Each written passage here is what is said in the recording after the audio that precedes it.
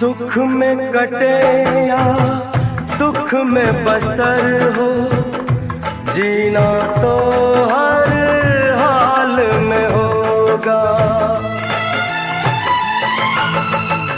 सुख में कटे या दुख में बसर हो, जीना तो हर